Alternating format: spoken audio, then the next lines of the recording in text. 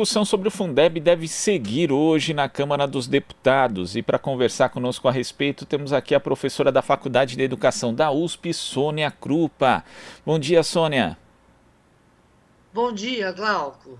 Tudo bem? Tudo certo dentro desse contexto, né?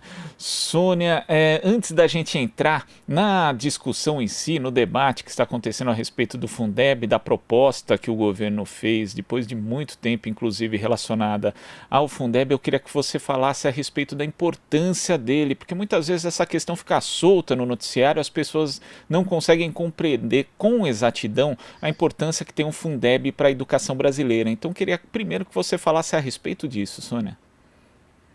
Então, a situação é da maior gravidade. Por quê? Primeiro, a educação é um direito.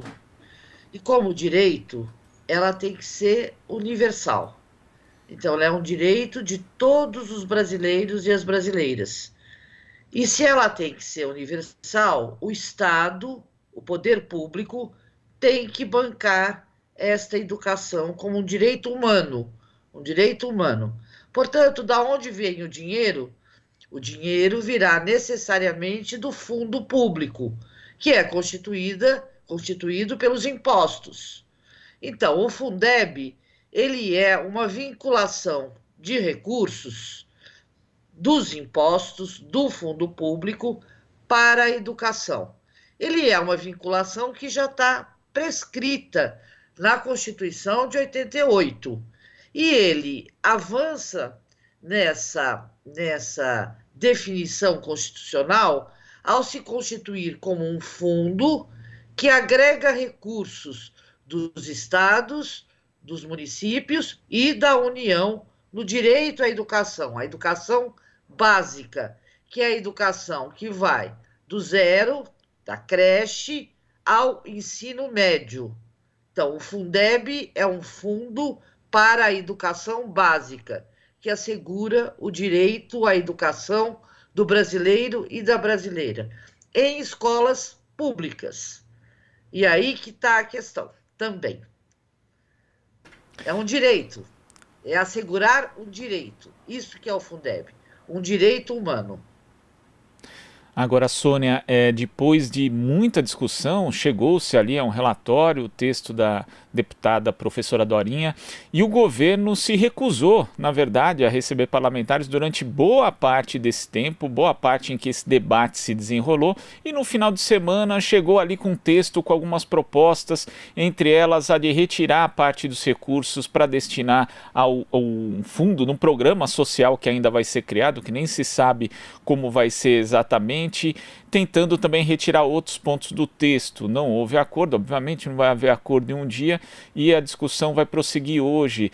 Quais os principais problemas que você vê nesse texto proposto pelo governo? Então, eu disse, olha, o Fundeb é um fundo para a educação básica, que compreende a educação infantil, as etapas da educação infantil, do ensino fundamental e do ensino médio. Então, todo o percurso, e ele diz, a educação é obrigatória, ele coloca uma obrigatoriedade para o Estado, ela é obrigatória dos 4 aos 17 anos. Por que dos 4 aos 17 anos? Porque ele não obriga, ele não pode obrigar que o pai coloque o bebê na creche, porque não há vaga, inclusive, para o atendimento de todas as crianças. Mas, a Constituição também diz: a assistência em creche e pré-escola é um direito dos trabalhadores do campo e da cidade. E, portanto, a creche, ela é um direito dos trabalhadores, da mãe e do pai trabalhador, e ela também é uma expectativa, um direito das crianças pequenas.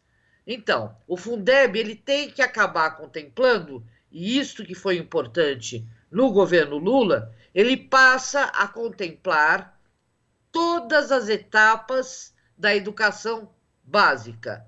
Por isso que ele é um fundo para a educação básica. Então, creche, pré-escola, ensino fundamental e ensino médio. O nosso boy de Chicago, Paulo Guedes, mas também, quero dizer, o Fernando Henrique Cardoso, talvez o Paulo Guedes seja o ministro que o Fernando Henrique Cardoso gostaria de ter tido lá no passado, porque ele também, Fernando Henrique Cardoso, queria fragilizar o direito à educação das crianças pequenas, transformando esse direito numa política de assistência. De assistência. É isto que o Paulo Guedes está trazendo. Ele está dizendo, bem, a União vai completar este fundo, mas vai pegar uma parte deste fundo e vai atuar como se a creche fosse um favor do Estado, uma política, e ele não diz, mas é o que ele gostaria, um assistencialismo, não uma política de assistência. As crianças têm direito à assistência. Todas as crianças e os jovens também têm direito à política de assistência, não é? Mas ele transforma isto numa política de voucher. E entra o segundo componente que eles defendem. O Paulo Guedes defende voucher. É isso que nós temos que entender, não é? E defende o voucher. O que o voucher é? É uma passada de dinheiro para o cidadão, para a pessoa individual, para ela ir comprar aquele serviço no mercado. Então, é isso que ele está propondo, né? É retirar uma parte do complemento da União, que é necessário para a garantia do direito, e transforma numa política de voucher. E diz que vai entregar para as crianças do Bolsa Família, por exemplo, as famílias mais pobres, o valor de R$ 250. Ora, R$ 250, obviamente, parece que ele tem fixação pelo 200, né, Glauco? Ele queria passar 200 da transferência de renda, agora está outra vez lá dos 200. Não é possível a gente pensar que um atendimento de qualidade, primeiro, um atendimento de qualidade de uma creche pública na cidade de São Paulo, nas capitais, uma creche pública, ela tem um custo muito superior a 250, tá certo? É isso que eles não querem pagar. E eles querem que os pais vão ao mercado e comprem por 250. E se puderem, eles até podem completar, fazer um esforço, não sei como, para completar mais um pouquinho, tá certo? E aí, assim, de novo, o voucher privilegia o mercado e desobriga o poder público de assegurar este direito, porque é direito. É um direito já pacificado, já está na lei. Ele não pode fazer isso. Ele está querendo mexer. E mais, obviamente, ele quer um pouco dar uma driblada, atendendo um mercado, a formação, pensando que, não é, ele vai experimentar e vai que tudo possa virar voucher, porque essa é a ideia do Paulo Guedes, tá certo? Ele atende, portanto, é isto, e ele dribla, faz uma driblada, inclusive naquilo que eles mesmos determinaram, que é o teto para gasto. Por quê? Porque o Fundeb escapa dessa definição de teto e eles estão fazendo uma grande jogada.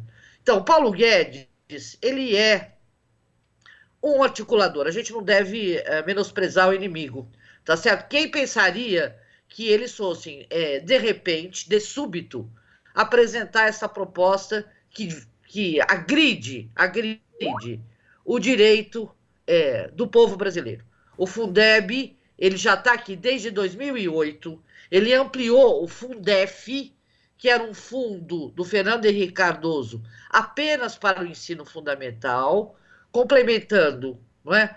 O governo federal complementou, sim, recursos, exatamente aquele momento da desvinculação da DRU, que era uma coisa que estava no país, o dinheiro da educação aumentou, tá certo? E mais. O povo brasileiro, no plano nacional de educação, colocou não só a vigência, não é, desse recurso público para a educação, mas disse que para o Brasil superar exatamente o fosso que temos e a dívida histórica que temos com a população brasileira no que diz respeito à educação de qualidade, a gente precisava ter 10% do PIB para a educação. A situação estamos no meio da pandemia, não é? E acho que o governo federal também é matreiro, né, neste momento, vir com esta proposta dizendo que vai atender a população mais pobre. O Fundeb atende, o Fundeb para valer atende. Não é? O Fundeb prevê, inclusive, um custo aluno inicial, faz uma conta séria, não é? Ele faz uma conta séria do dinheiro necessário à educação. Então, Glauco, olha, a gente não pode, e os deputados e senadores, não é? Eles têm que ter um compromisso com suas bases. Se a modificação, se a não aprovação do Fundeb acaba com a educação municipal, não é? Porque ele é um fundo que é repassado para o ente da federação que apresenta a matrícula.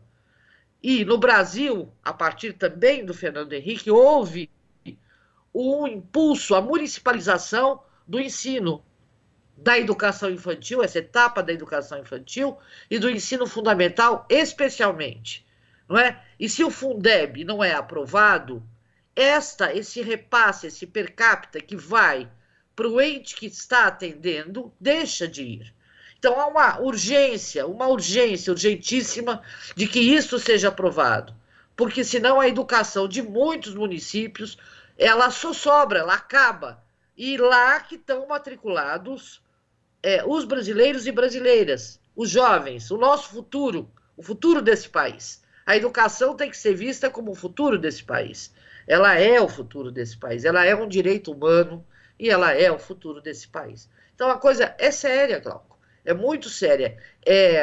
Eu diria que esse governo, eu vou chamar matreiro para não chamar de um nome mais pesado, não é verdade?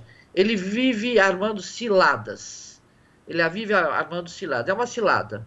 Isso que eles estão fazendo é uma cilada. Não é? É uma cilada de dizer que eles vão... imagina, olha que coisa, uma política de infância tão séria. Vai repassar R$250. Não é verdade?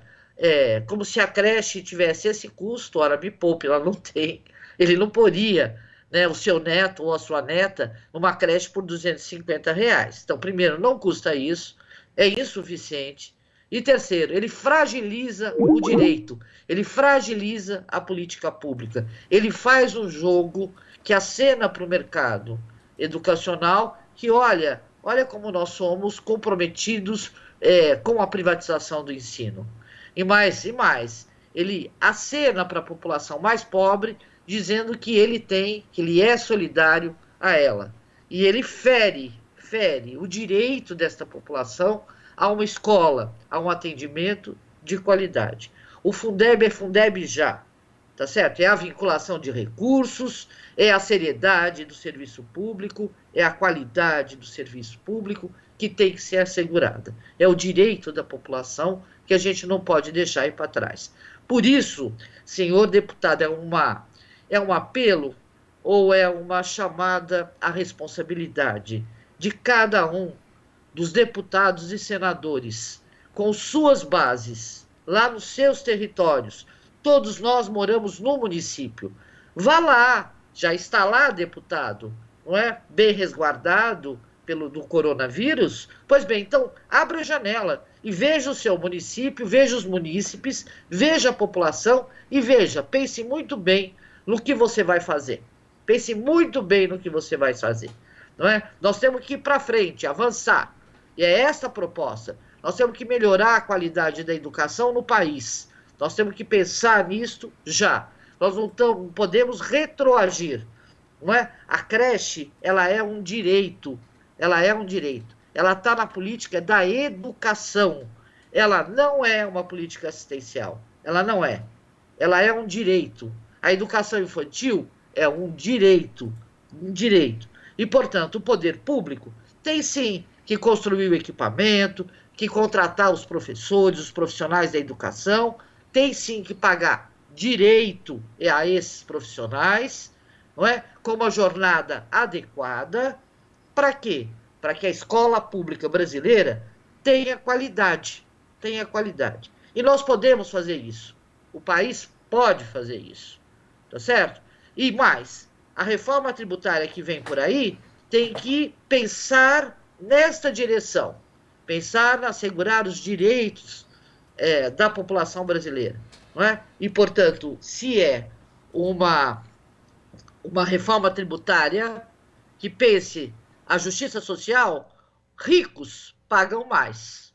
Então, o Paulo Guedes, que não tem problema de passar dinheiro para bancos, pare de criar encrenca em efetivamente complementar o Fundeb com 20% daquilo que é necessário, daquilo que é o montante, para poder fazer jus à sua responsabilidade como governo federal, como União.